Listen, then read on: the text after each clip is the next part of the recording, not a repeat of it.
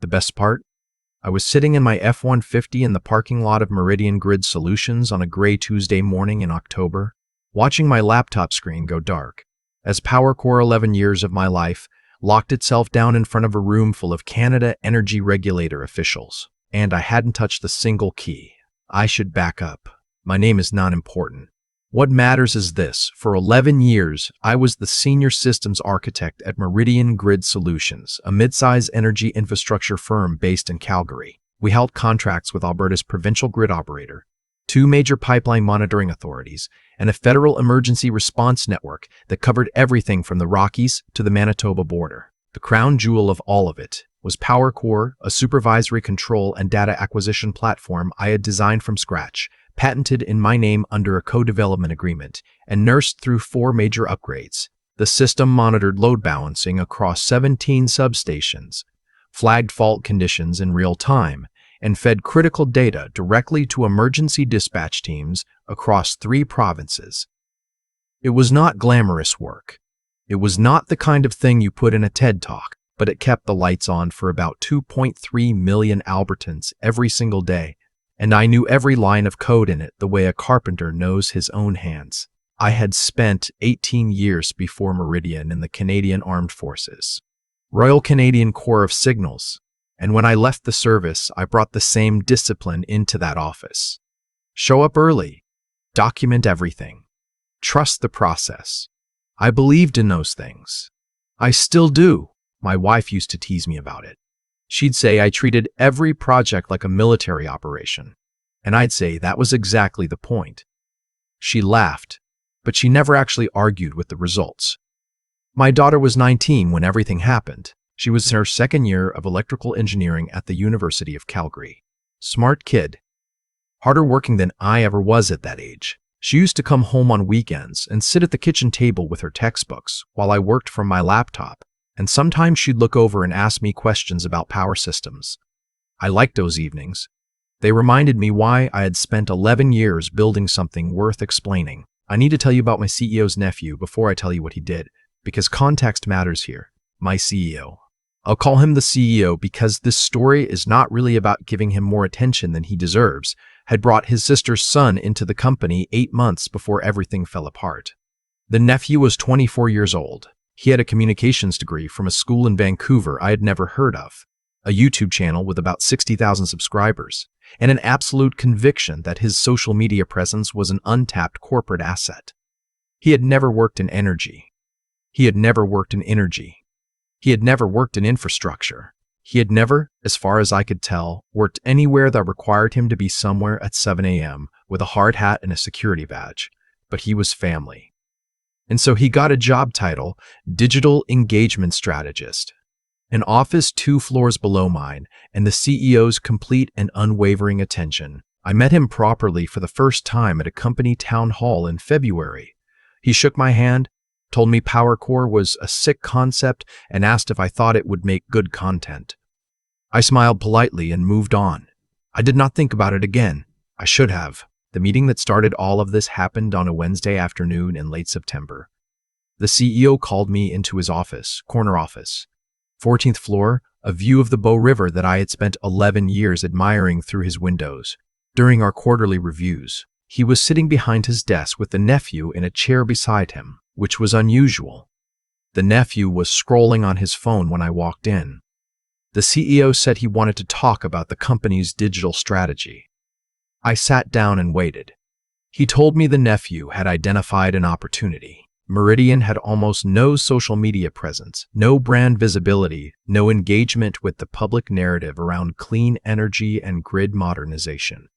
He wanted to change that. He believed that showing people the real human side of what we did, the technology, the control rooms, the actual systems, would build trust with the public and differentiate Meridian in a competitive contracting environment. I said I understood the general concept. The nephew put his phone down and leaned forward.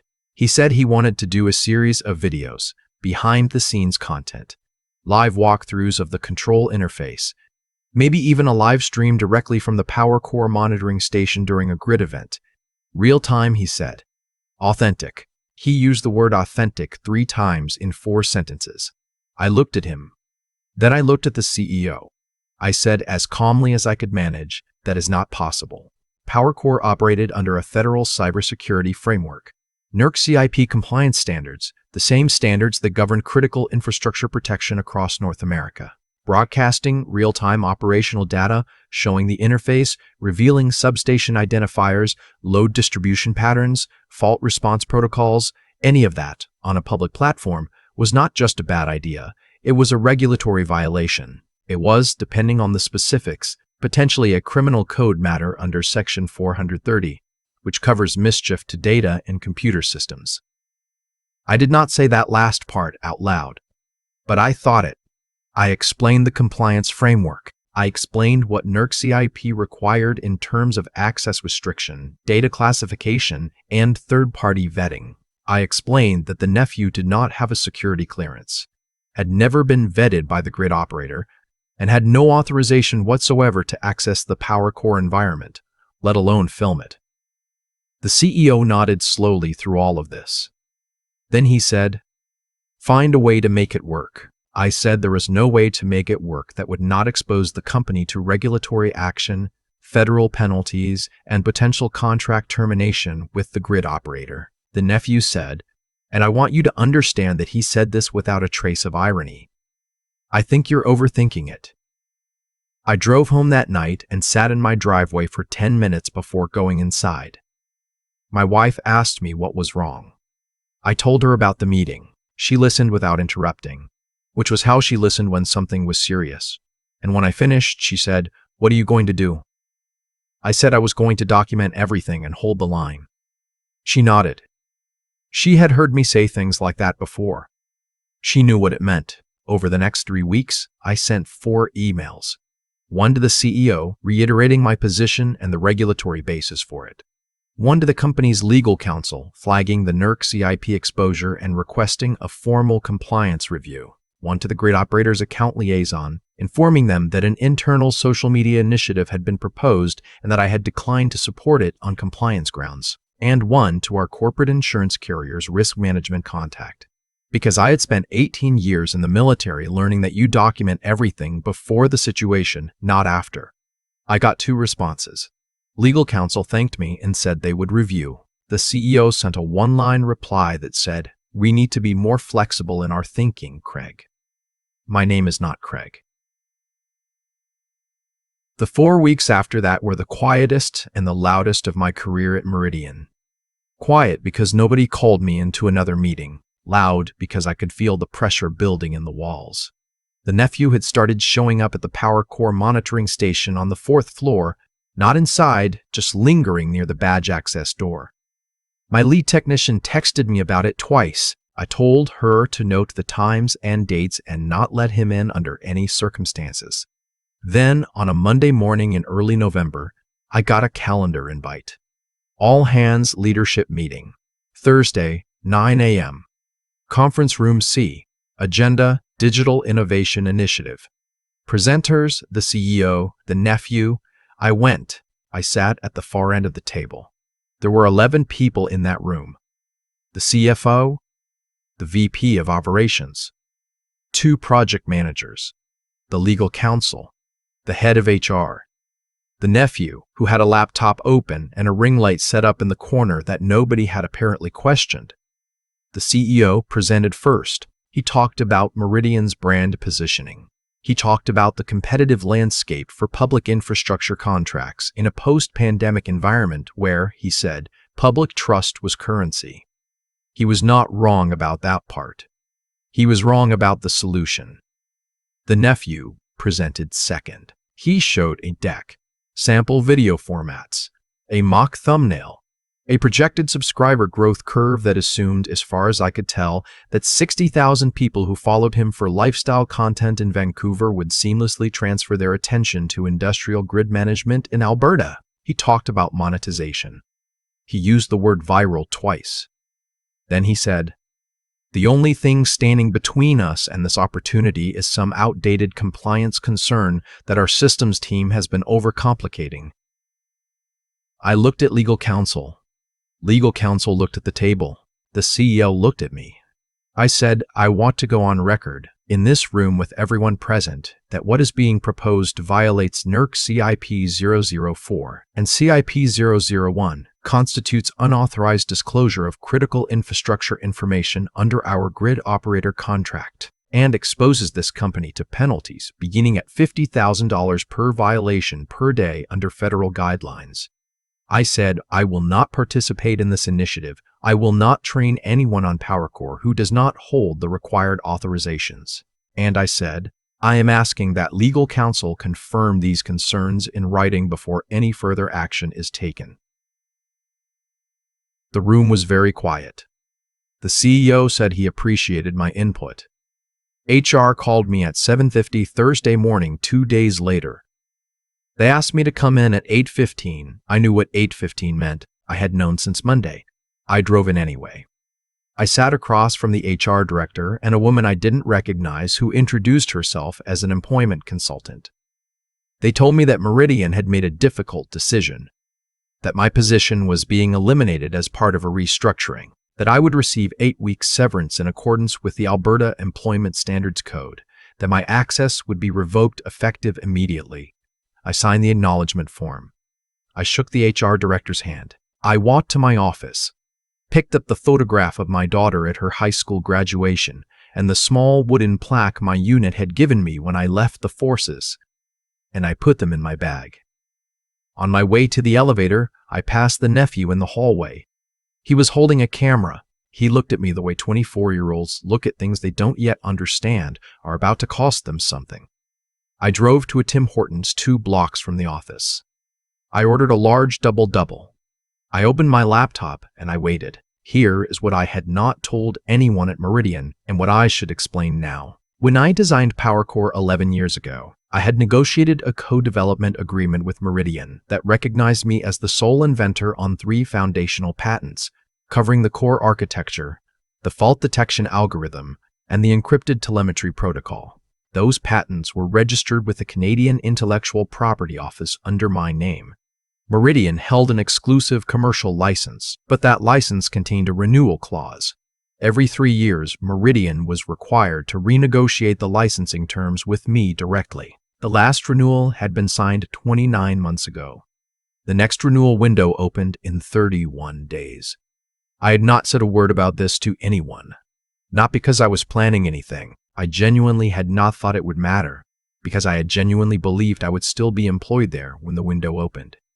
But I wasn't. My employment lawyer, a woman I had retained the evening after the Thursday leadership meeting, before the HR call ever came, had already reviewed the licensing agreement.